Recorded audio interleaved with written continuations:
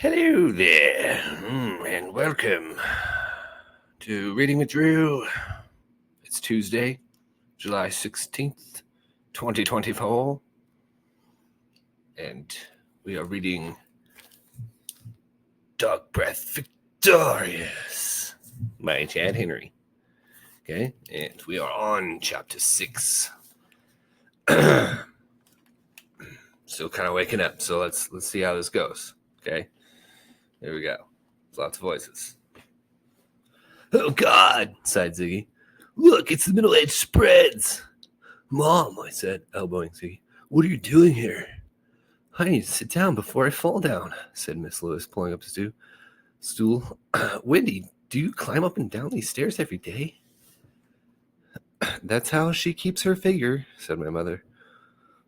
Oh, hi, Wally, said Jetta. How are you? I haven't seen you since you won that fishing contest or whatever it was. It wasn't a contest, it was a derby. Do you want to see a picture? And Wally had his wallet out before you could scream no. See, this is me on the left and the fish on the right. Wally, put that picture away, would you? Wendy said. Oh, that's right, said Jetta. I think it's very interesting. Now, Wally, said Wendy. Well, you got us all here, Wendy. What's this all about? Miss Lewis asked. Yes, said Jetta. What's the big idea you said you have? Wendy shot a look at us and said, why don't you guys run along? Ladies never like to have guys around when they're talking about private lady stuff. Did you notice? It isn't another bake sale, is it? Asked Miss Lewis. I hope it isn't another wet t-shirt contest, Wendy, said Jetta. Larry, my husband, his partners almost fired him, all because I, his wife, participated, it's like cutting off, in that stupid contest. And I could have lost my teaching job, said Miss Lewis. Wow, I said, wet t-shirts? How come you never told us about this? Tim, aren't you at your guitar lesson? Said my mother. You're not skipping, are you? I can't afford it as it is. I'm good, I said. Okay, honey, be home in time for dinner, she said, patting my hair. Can Ziggy come over for dinner? I asked meekly. Well, yes, if Ziggy would like to, Mom said doubtfully. What are you guys having? Ziggy said. Macaroni and cheese again? No, Sigmund, I thought. Tonight we would have beanie weenies and Jell-O mold salad. Doesn't that sound fun? Oh. No, Sigmund, I thought tonight we would have beanie weenies and Jell-O mold salad. Doesn't that sound fun? My mother said. I'm not into mold that much. Maybe some other time, Tim. Come on, let's shove. Oh. I'm not into mold that much. Maybe some other time, Tim. Come on, let's shove. You too, Wally, Wendy said. Wow. Lots of dialogue there. As we burst out onto the bridge, Ziggy called, Come on, comrade Tim. Dr. Killboy Powerhead awaits. So Ziggy and I booked on into the U District, heading for the mysterious lair wow, of Dr. Killboy Powerhead.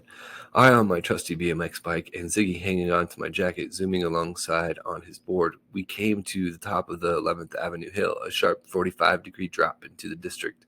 We paused, poised at the top of the hill, waiting for the correct physiological moment to take the thrilling plunge down the vertiginous slope into the land of the Lotus Eaters. My life is getting better and better, sang Ziggy as he swooped to the top of the slope, then launched himself down the hill. Geronimo! Benihana! I screamed and sailed my bike forward and down. Ziggy, obviously inspired, launched a monster aerial assault, trying out Kareem's frontside 360 late shove, Aga's nollie over the back rack, and the one and only Julian Stranger's power flight over the whole catwalk in heavy traffic. However close to the bottom, he had to Brody to miss an oncoming Honda Civic. He took a huge slam, bounced a few times, and lay still and bleeding on the sidewalk.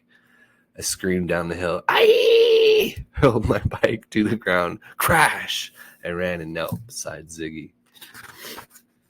Ziggy, I croaked. Are you okay, man? You're all torn up. Ziggy sat up groggily. He looked at himself. He wasn't too bad, just all scraped and bleeding. Hey, it's only skin, man. Where's my deck? I looked around and saw a skateboard lying in the gutter, the wheels still spinning, but all right. Here, climb on the back, Ziggy, my love, and let us be off away to Dr. Powerhead's lair. Ziggy tucked his board under his arm, climbed up on the hub of my back bicycle tire, and away we went. Bloody but unbowed to our guitar Valhalla. Yes. But what were the parents talking about? I need to know. Now, Timmy, we feel like you should go to military school instead of worrying about jamming out to the masses. Okay? You're never gonna be a rock star. That sounds familiar. It's possible, okay? If you put your time and effort and money and blood and sweat and tears into it, it is possible. Okay, don't give up on your dreams, everybody. Anyways, that was chapter 6. I think I might go back to sleep now. No, I got too much to do. I hope everyone is having a good week so far, and try to drink lots of water because it's hot. All right, it's just too hot. It's too hot for me. It's too hot for you. We must drink lots of water. Okay, drink lots of water. All right. Goodbye and have fun. And